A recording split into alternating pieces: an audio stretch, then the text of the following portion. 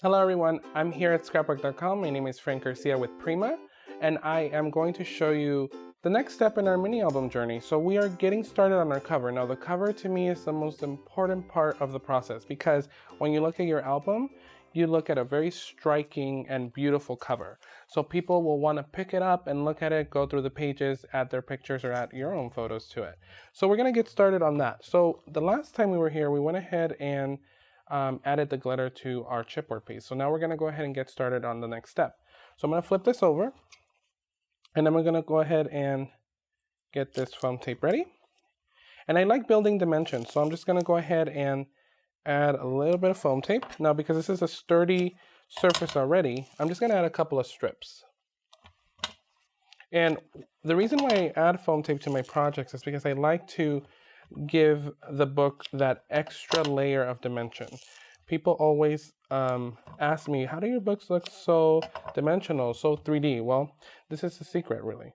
So you can see that the foam tape is going to add that extra layer, but it's not going to be too crazy, okay? Because sometimes you can go a little crazy with dimension and it'll look a little weird, but with the foam tape, it'll look perfect. So I'm going to peel these off and add it to my cover. Now, my cover is ready to go here. So I'm going to take this and center it right in the middle. And that's what it'll look like. Now, once we have that ready, I'm going to go ahead and add some more paper. So I've already cut out a couple of pieces of paper here from my Love Story collection. This marble one is my favorite. It's really beautiful. So you can see once you add it into the center, it's going to look stunning because that glitter is going to add that extra sparkle that we need. I'm going to add some more foam tape to this because we want to build layers. I'm going to cut a couple of pieces. And because this is a little bit more of a thinner piece, I'm going to add a couple of extra pieces of foam tape just to make sure that it's held on securely. So I'm going to add this and center it. And you can see how that's going to just create a beautiful center. And we're building towards the center. So we're building layers, kind of building it into a little pyramid, right? So we're just going to make sure that's nice and adhered. And I'm going to take my second piece. Now this one's also from Love Story. And I'm going to center this as well in here. And that'll give us the next layer. So once again, I'm going to foam tape this real fast. So we're going to finish off adding the foam tape onto our paper. And I did add four layers just because I wanted to make sure that it was nice and even. I don't like it when my covers kind of wobble. So I always add enough foam tape to make sure that it's secured. Now when you adhere your last piece of paper, that's when the big decision comes. What are you going to use in the front?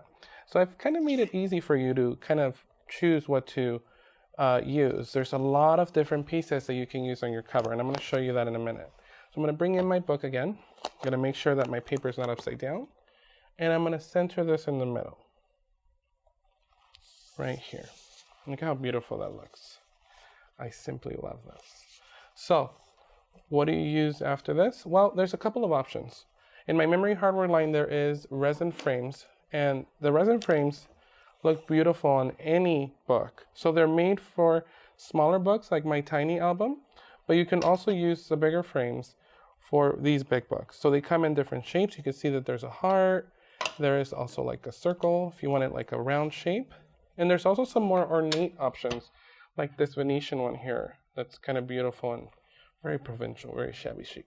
So this one's beautiful for this book too. And I think I'm going to go with this one, but I wanted to show you other options as well. So we have also my dome. So this remnant dome here is perfect for adding a shaker effect. So if you wanted to add sequins, beads, anything like that, even like these little beads here, you can see how sparkly they are.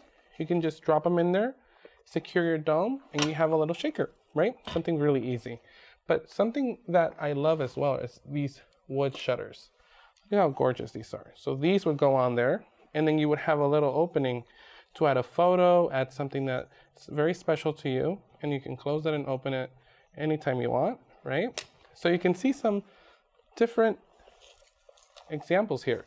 So you can just keep it simple, of course, like this, and then just add some rhinestones, add whatever you want, some trim, some paint, and then you get a really beautiful effect You can also use the shutters like this.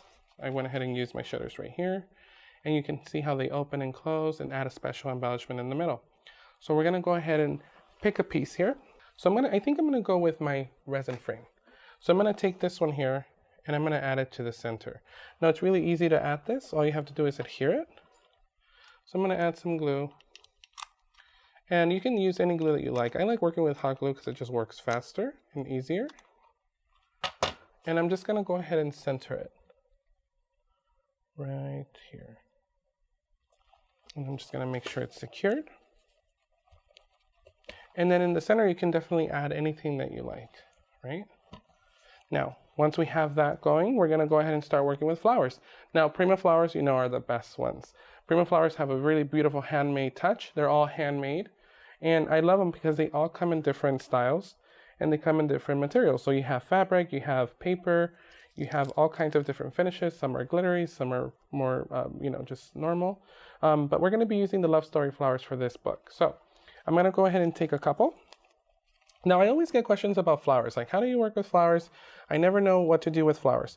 So flowers are not really a mystery. What I like to do is I like to just group them into groups so that they look like they belong together. You can take flowers that are really old and flowers that are really new and bunch them up together and they'll look like they belong together even though they're not from the same collection. So that's kind of the secret. It's not really a secret, but I kind of found that out with working with my books. So I'm gonna get started here. And you can see that I'm not really gonna even think about it. I'm just gonna go ahead and start gluing because all of these are so beautiful, you can't really make a mistake. So I'm gonna start down at the corner and add this beautiful one here. I'm gonna scrunch it up a little bit because sometimes in packaging they kind of get a little flat. And what I like to do is I like to scrunch it up like this, add a little bit of the glue, and then just set it down and let it go. And you can see how beautiful that looks already. I'm not even trying.